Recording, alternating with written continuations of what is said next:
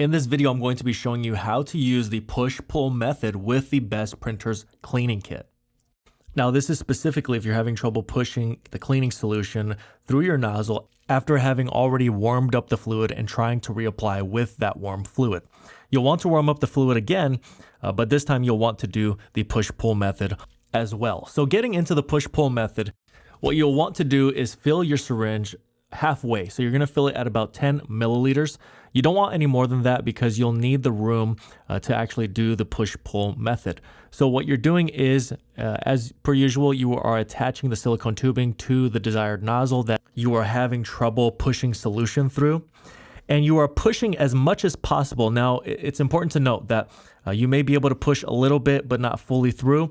If you're having any difficulty with pushing the syringe at this point, this is where you'll want to use the push-pull method. So basically, you're pushing as much as possible, and then you are pulling back on the syringe. Then you're pushing once again just to apply the pressure, and then you're pulling back. You're going to do this until you're no longer able to pull back anymore, and there's no pressure in the syringe. So what you're doing is you are suctioning out the ink instead of pushing ink in. You're suctioning it out of the nozzle. More specifically, you're pushing cleaning fluid in, and that ink is being pushed through.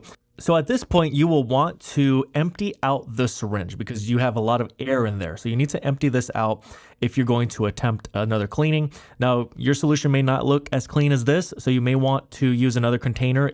So basically what I'm saying is you'll want to keep a container where you are flushing out the old ink that is in the syringe, and that way you can replace clean fluid back into the syringe so that you can do another cleaning, or you can do another push-pull method.